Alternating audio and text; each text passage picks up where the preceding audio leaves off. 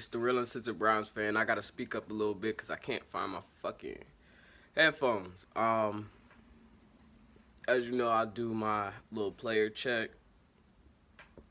I talk about players that I draw out of a jar, draw numbers out of a jar, and then I talk about them, what I feel, what past, and what I think on the future. We got a returner from this season of doing this. And we got somebody. We just jump into it. Number one was 77. The first person I meant number one. The first person was number 77, Wyatt Teller. Now we did him the very first time I did this back in week 4, which was the first episode of all of this. Now, as you guys know, Wyatt Teller was brought here with the Dorsey regime, was retained by the Barry regime, and it was a good retention. It goes to show what Myles Garrett seen, or not Myles Garrett, Dorsey seen he could be, or whoever found him, and it's starting to show. He's very critical, man. I mean, obviously, I don't talk about him enough. Maybe I feel like I don't. He like Pro Football Focus is saying, man, that he's making a strong statement that that position, as far as right guard, I mean, he's earned it. He's earned to take it. As far as contracts and extensions go, I mean, as I sit here, I mean, there's so many other players, don't get me wrong, that I do want to make sure that we keep. You know, Denzel, Myles, well, we already got Myles locked up. Denzel, Baker, Chubb, we got Cream locked up for another couple years. Well, those are the 3 right now that you got to kind of worry about. Like, all right, how we gonna lock these dudes up? If we could lock them up, and I mean, if we could sign Wyatt Teller and not affect us trying to lock those guys up, absolutely. I mean, the guys earned it, and I just want to give all my prayers and blessings to the man Wyatt Teller. You know, like I said, following, big, strong follower in the Most High, and I respect that. I appreciate that. You know, we need a lot more people that feel that way. You know, just so many people that just be claiming that, oh, you know, God first, God first. I just feel like that's just something that people say to make it seem like they deep. Like, ooh, you know, God first. Oh, man, that's a good person right there. You know, they're very deep. You know, they believe in God. Like, and you know, I mean, I know he really wear it on his sleeve at least, and sometimes that stuff don't work out for you, man. I swear it don't. Like, people hate you for it. It's like, but I'm not trying to make this about, you know, faith and belief. Obviously, you know, I could relate to him on that.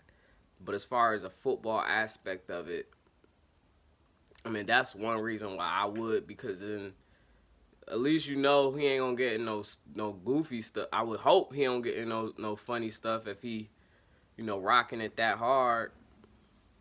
But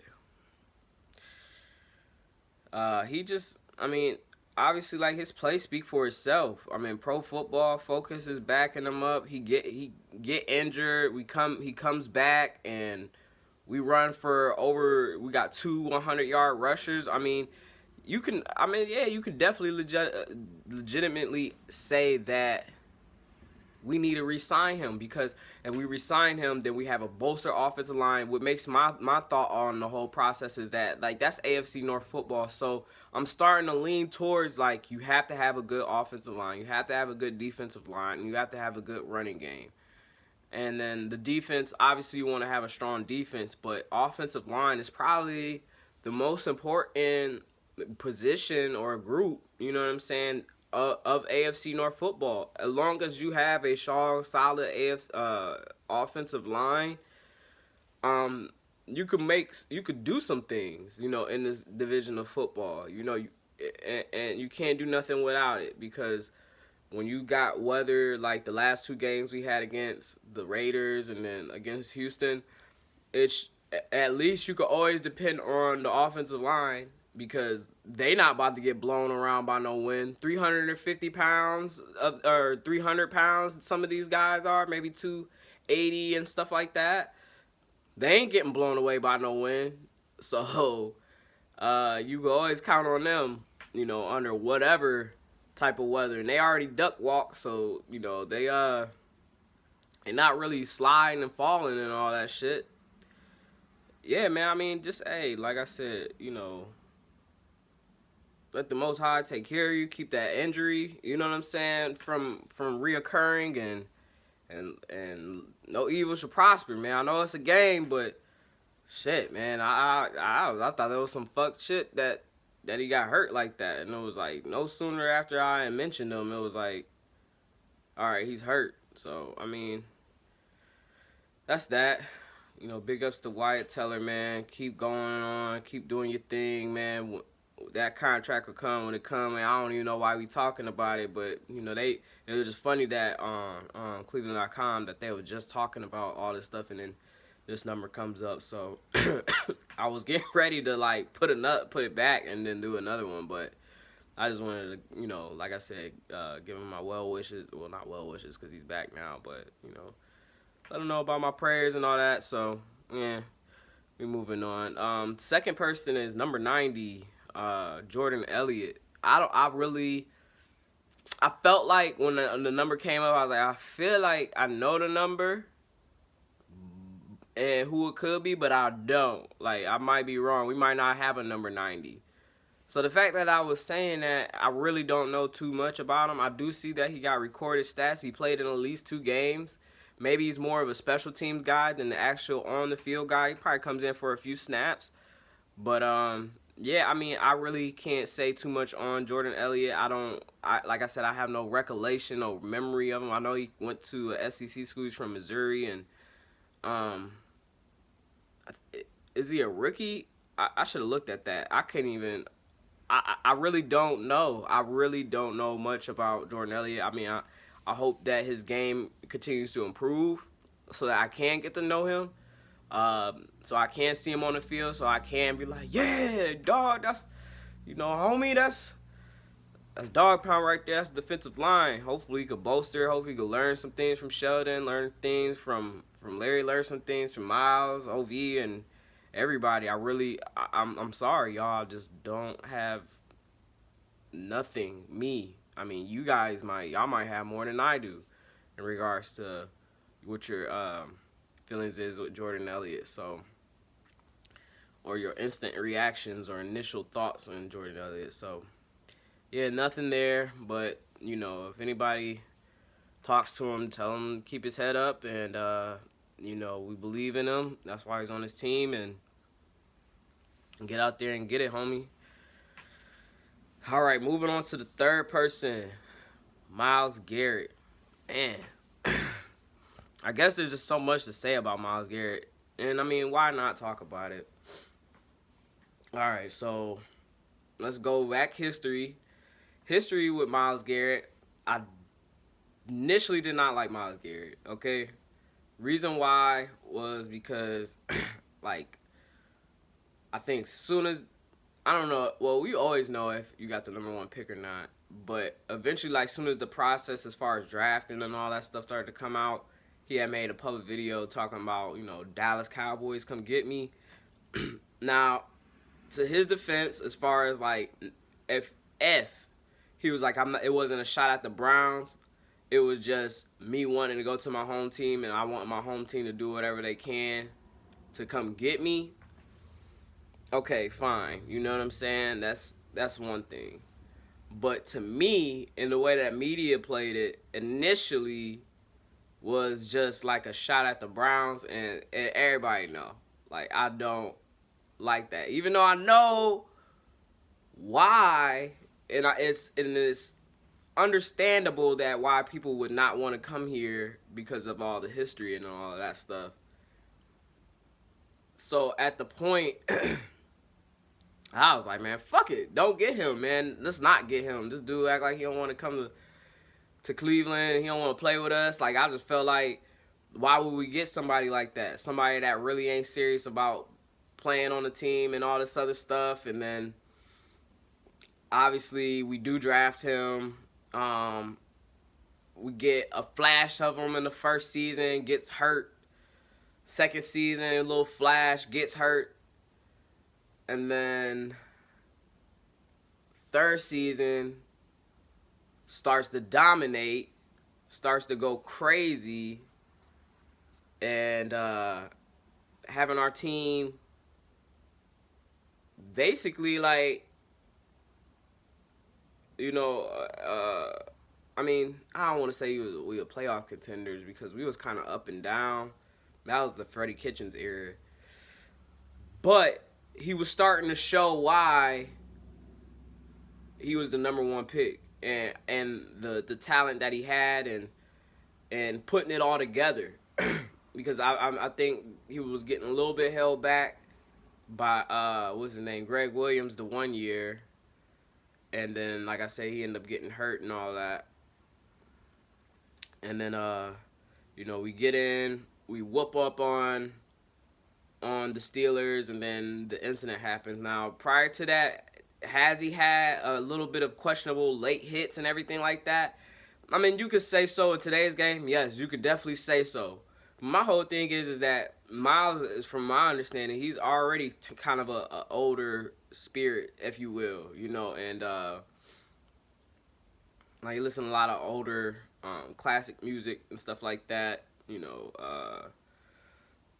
Is it like Al Green or something like that? Like, just like some stuff like my grandparents would listen to, that he's like super into, and and calm, you know what I'm saying? Like, so basically what I'm trying to say is that he's an old school player to me. You know, he you know, that's old school football, like getting to just hitting the quarterback. You around him, you getting hit.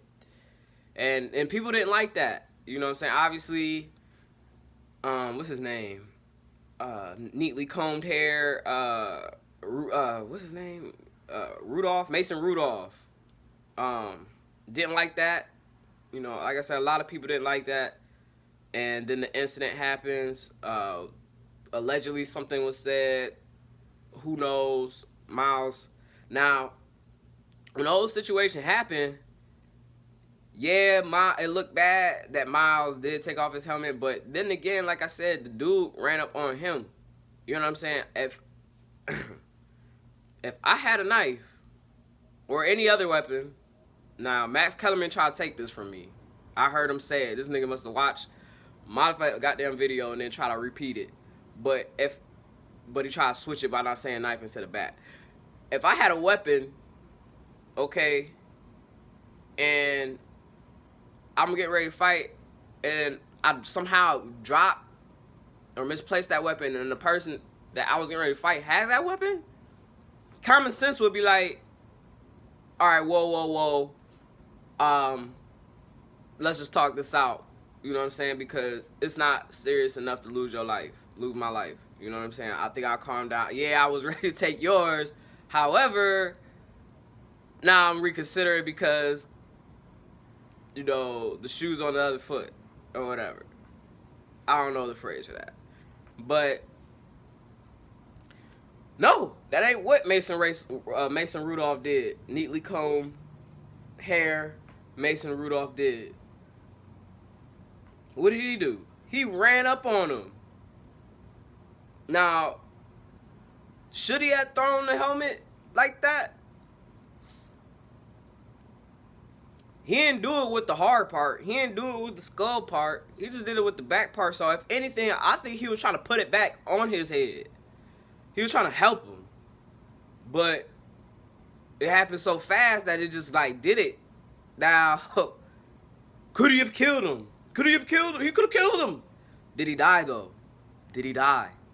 No. So all the coulda, wouldas, and all that other stuff, it don't matter. You know what I'm saying? Like, yeah, it do, but it don't, because it didn't happen that way. So stop bringing the probabilities, stop bringing the what ifs in it. You know what I'm saying? Or it could have, and all the other stuff. And then people still wanted to bring it up. Now it's always gonna be like a stain when it comes to the Steelers until enough years go by where everybody ain't even thinking about that no more. It's still fresh. It's only been a year ago, so people still gonna bring it up, still want to mention it.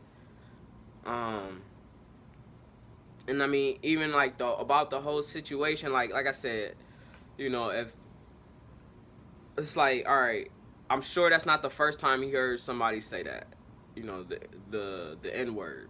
Now I know I just said it in the video earlier, but I'm just, for other people, I call that's how I talk, but right now I'm calling it N-word. I'm sure you heard it more than once, maybe more than twice, especially in Texas. Shit, you know what I'm saying? Like, I know you heard that shit. You gonna be fighting all your life if you willing. And then what I mean by that is that there's gonna be more. Are you gonna knock the head off of that person? Then what if there's another one? You're gonna knock the head off on that person? And then there's another. You're gonna be fighting all your life. And I get it that it's not a word that you want to be. It got a nasty taste in your mouth as far as you being a person of color, dark skin. I mean, goddamn Puerto Ricans be calling each other niggas now. Like, it'd be like weird, you know what I'm saying? And I ain't talking about like the dark skinned Puerto Ricans. I'm talking about like the the whiter, lighter skinned Puerto Ricans. They be doing it, and it throws me off. Or I'll be like, what? You know what I'm saying? But that's the type of society it is. Like, that's what dark skinned people do. You know what I'm saying? We make something hot. Everybody be like, oh, what are they doing over there? Then they steal our shit. And then they want to, like, make it socially cool. But you know what? We did it. It's our own fault. Rap music and all that shit. It was just too cool. And it's hard to resist to not try to be cool, because a lot of people want to be cool. But what's real cool is you being yourself and stop using that language. Now, I'm working on it, okay? So y'all give me some time. But anyway, that don't define him, though. That moment didn't define him as far as like a bad person or somebody that can't keep his cool or whatever. Like, that could have happened to anybody, especially in the heat of the moment. And like I said, it's not always what you say, or then other people say, it's not what you say, it's how you say it. No, it's what you say and why you say it. And here's an example. You know what I'm saying? Why are you saying something? If the meaning, the root behind something. I said this before, I think, to somebody, and it's like, all right, I wear my pants down. You know what I'm saying? I'm always sagging, my butt showing and shit like that. I look ridiculous. People telling me I look ridiculous. People telling my mom I look ridiculous. So my mom is telling me, you know, True, you need to start rocking your belt. Can you start putting your belt on? You putting your belt on. Then I'm just like, whatever, you know what I'm saying? Like, I ain't taking no serious. She trying to be nice about it. Tell me to put my belt on. I can't see what she's saying or whatever like that. So I ain't taking nothing of it. I'm just like, all right, she telling me to put my belt on. I ain't about to do it. Now, she about to tell me again to put my belt on, but she about to say it in a different way. Now, this is what I say. It's not what you say, it's how you say it. She about to say it in a different way. She gonna go, I done told your motherfucking ass to put that goddamn belt on. You look ridiculous out here. Quit acting like a dumbass and put that motherfucking belt on. Now, nowadays motherfuckers that be super sensitive and shit, they be like, I can't believe you just cussed at me. I can't believe you just said all that profanity. And why would you say something like that to me? But, like I said, it's not about the how you said it. It's about the why. The why she's saying it is because the reason is still the same. You know what I'm saying? But now I might be able to hear it a little bit more because how she said it. Now I'm a little more threatened. I might put some pep in my step and put that motherfucking belt on because my mom just cussed my ass out. Sometimes it take that for people. It's not about how they saying it, it's why they saying it. If they saying it because they love you and they care about you and shit like that, Fine. If they saying shit because they want to hurt you and they want to, then hell yeah, you about to get these hands, motherfucker. But other than that, nah. You know what I'm saying? So everybody need to get off on that shit. You know, on Myles. You know what I mean? Because like I said, it's about the why. Why did he say that? He said that shit to try to hurt him if he said it. And that's the way it is, man. But no, Myles Garrett is, the way I feel about Myles Garrett now is like, this dude is the greatest thing to the Browns, man. Like he, it's like every time like he make a play, just like it's a relief. It's just like, man, thank God we got that guy on our team. You know, and he's showing exactly what he was supposed to be when we drafted him. And I really believe like he is the engine to that defense. He gets everything started. Everything starts with him. It can end with him. Obviously, we got great defenders playing behind him, but he's showing you why we need, maybe in this draft, to focus on the other edge rusher. You know what I'm saying? I hate to say that to OV, but, you know, he needs help. Myles needs help from somewhere. Somebody got to do it. And or maybe in a defensive tackle game. You know what I'm saying? Somebody next to Sheldon. I know it's crazy that I'm saying that about Larry, but, I mean, we need to, off defensive line, if we get another perennial top-tier talent with some major abilities, watch out. You know what I'm saying? Because we could be what San Francisco did last year. So, for real. So, like I said, I love Myles now, man. I hate that he had to go through that. You know, I hope he remain positive, stay out of the way, and, you know, just go under the right path, man, for real, man. Don't let all this bullshit get to you, man, because, you know, it's the fame and all that other shit that come with it. And, brother, don't lose yourself. The real uncensored Browns fan, signing out. Peace.